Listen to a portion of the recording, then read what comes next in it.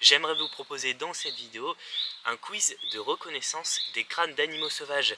Alors moi en fait depuis que je m'intéresse beaucoup aux animaux sauvages, depuis que je fais de la randonnée, que j'arpente la campagne environnante, etc. Et ben j'ai eu l'occasion de ramasser pas mal de ces crânes et donc je me suis dit pour vous les présenter que j'allais vous en faire un quiz et comme ça vous allez y réfléchir un petit peu. Donc sans plus attendre, je vous laisse avec la suite de la vidéo, bon visionnage et surtout bonne chance. Là durant la vidéo j'ai manipulé tous les crânes à main nue, mais moi je les ai bien nettoyés avec une méthode assez connue pour désinfecter les crânes. Donc ils ont eu un temps de macération dans l'eau, ensuite je les ai plongés dans un bain d'acétone, etc. Je vous donnerai la technique de nettoyage à la fin pour que vous puissiez, vous de votre côté, si vous trouvez des crânes dans la nature, les nettoyer correctement. Mais par exemple si vous les trouvez directement dans la nature, et c'est mieux de les manipuler avec des gants quand ils ne sont pas nettoyés, parce qu'il y a quand même beaucoup de bactéries et de micro-organismes qui sont dessus, donc voilà, c'est une petite précaution à garder.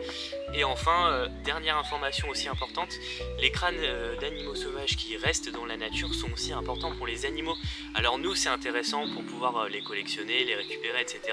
Mais ne ramassez peut-être pas tout ce que vous trouvez, parce qu'il y a quand même des crânes qui sont utilisés par les animaux sauvages, etc. Donc je pense notamment aux bois de chevreuil qui sont très prisés par les rongeurs. Ça peut être aussi des abris pour des insectes, etc. Donc ça fait partie de la nature et ça a tout à fait sa place. Donc on peut quand même en prendre, mais avec parcimonie. Voilà. Alors voici le premier crâne que j'ai à vous présenter. Donc là, très facile.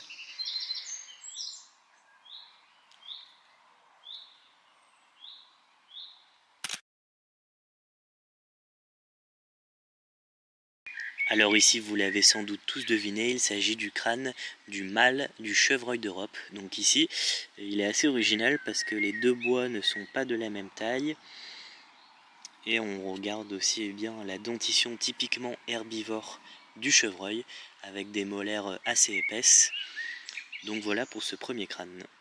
Et là j'en ai même un deuxième à vous présenter, où cette fois il n'y a qu'une partie du crâne, mais il y a surtout les deux bois assez importants que je voulais vous montrer. Donc voilà, celui-là est vraiment sympa aussi. Et enfin, avant de passer au crâne suivant, je vais vous montrer aussi un crâne de chevrette. Donc celui-ci, c'est aussi un crâne de chevreuil, mais c'est plutôt ici la femelle, comme très facilement on peut le deviner, comme il n'y a pas de bois ni d'empreinte de bois sur le haut. Donc voilà, ici un crâne de chevrette.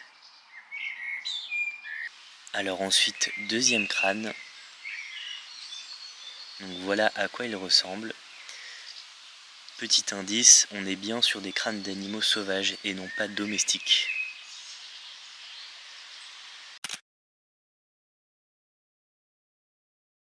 Alors certains d'entre vous l'auront aussi sans doute deviné assez facilement, il s'agissait du crâne du renard roux.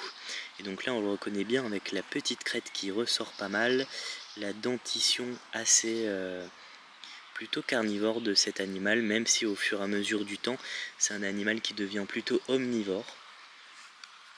Et donc voilà, il fallait trouver le crâne de renard.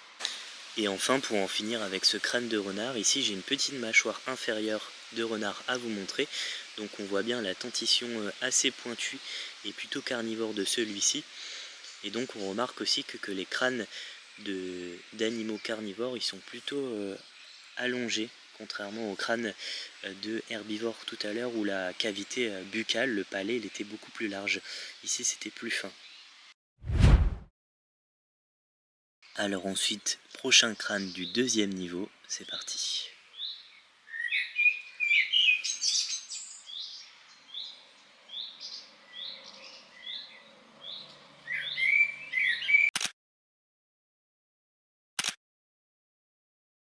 Alors pour ce crâne-là, il fallait trouver le lapin de Garenne.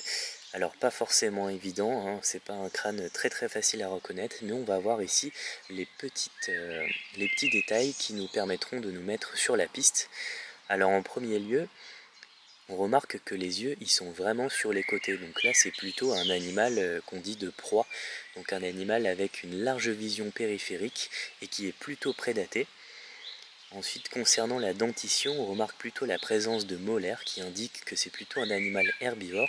Et là, on a les deux petites dents du bout, une belle petite fosse et les dents derrière, donc ça c'est typiquement de ce qu'on appelle les lagomorphes, donc lapins et lièvres, mais celui-ci on remarque que la petite fosse là elle est quand même assez petite et étroite, et donc au vu de la taille aussi et du milieu dans lequel je l'ai trouvé, eh bien il n'y a pas trop de doute sur le fait que c'est plutôt un lapin de Garenne plutôt qu'un lièvre. Deuxième crâne du niveau 2, qui est bien abîmé et qui est un petit peu plus difficile à deviner que les autres.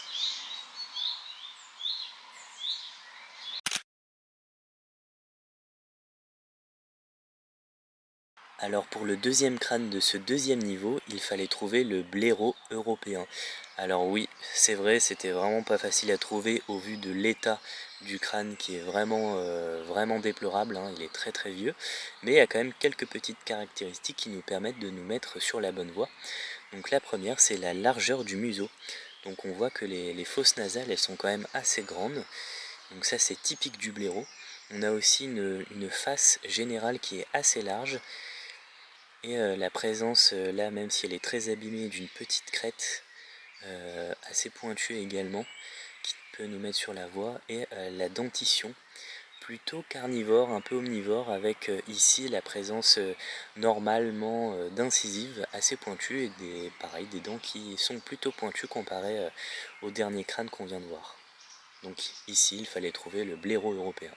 Alors ici, pour vous en montrer un petit peu plus sur le blaireau, j'ai une mâchoire inférieure à vous montrer, et donc ici, pour en savoir un petit peu plus sur la dentition, on voit quand même qu'il y a des canines assez pointues, et le reste des dents plutôt pointues, donc c'est plutôt un animal carnivore, même si le blaireau il a un régime alimentaire qui est plutôt qualifié de omnivore opportuniste, donc il va plutôt manger un petit peu tout ce qu'il trouve, donc ça peut être des insectes, des limaces, ça peut être aussi pas mal de végétaux, de fruits, etc. Donc voilà, celui-là aussi est plutôt vieux, mais il permet de donner un petit peu plus d'informations sur les ossements du blaireau européen. Ici, c'est les restes d'un crâne aussi de très vieux blaireau. Et donc là, on se rend compte un peu aussi de la largeur du crâne, et donc de les restes aussi de la petite crête que je vous parlais tout à l'heure, qui nous permettent de nous mettre sur la piste aussi. Alors voici le premier crâne du troisième niveau. Donc non seulement il est difficile à reconnaître, mais en plus il est en très mauvais état. Donc là c'est vraiment assez compliqué, d'autant plus qu'on a du mal à voir la dentition. Donc il n'y a plus beaucoup de dents. Mais pour vous donner un petit indice, c'est un crâne que j'ai retrouvé dans mon jardin. C'est un animal qui vit aussi dans le jardin. Bien qu'on le voit assez souvent, c'est plutôt un animal nocturne. Pareil, plutôt carnivore, un peu opportuniste, et qui est malheureusement aussi grandement menacé aujourd'hui.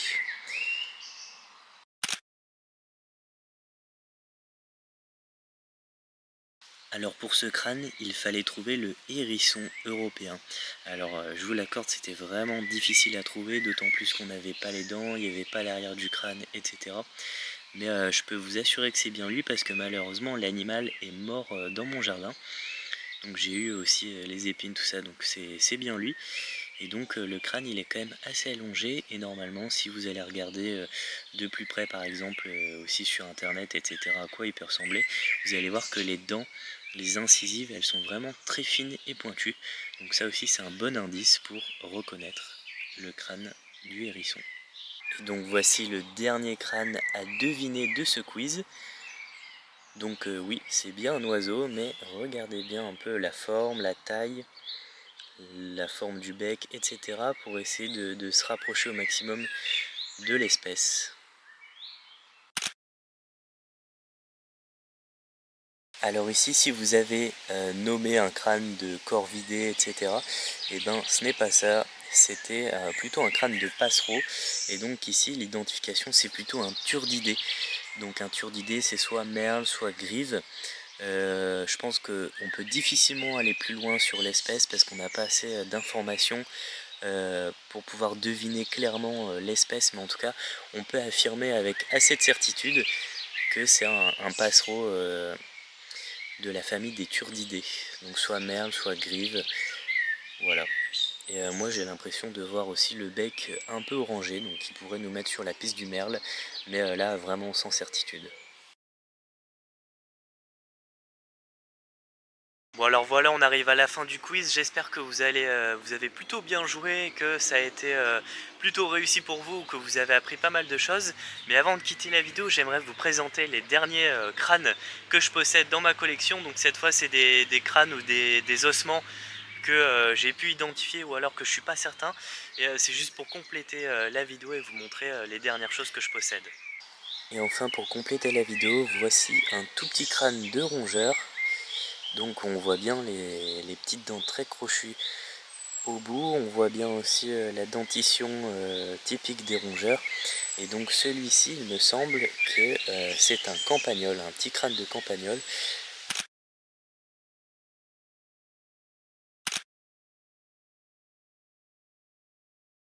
Ensuite, un ossement là beaucoup plus gros cette fois-ci, il s'agit d'un os que j'ai trouvé sur le bord de mer, donc sur une plage de galets sur le littoral picard, et il s'agit d'un omoplate de phoque.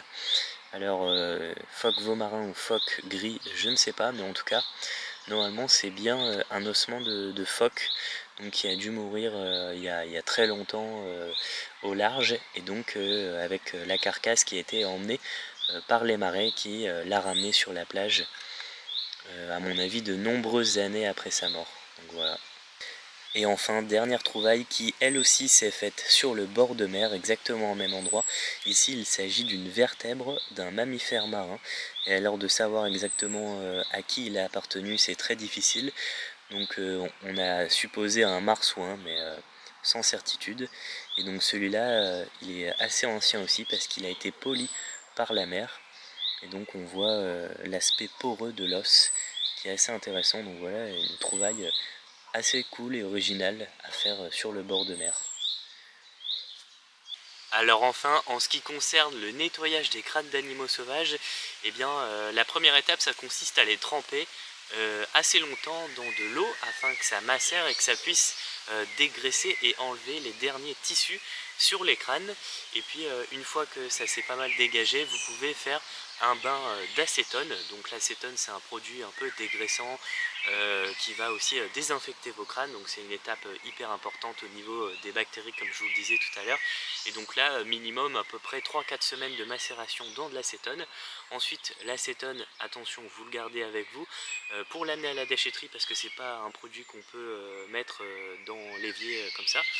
Ensuite un petit bain si vous le souhaitez d'eau oxygénée, cette fois c'est aussi pour désinfecter mais aussi surtout pour blanchir vos crânes et les rendre plus jolis, plus beaux, plus blancs surtout. Et donc voilà, donc ça c'est à peu près 1 à 2 heures de trempage dans de l'eau oxygénée et ensuite vous pouvez les rincer et les faire sécher, voilà.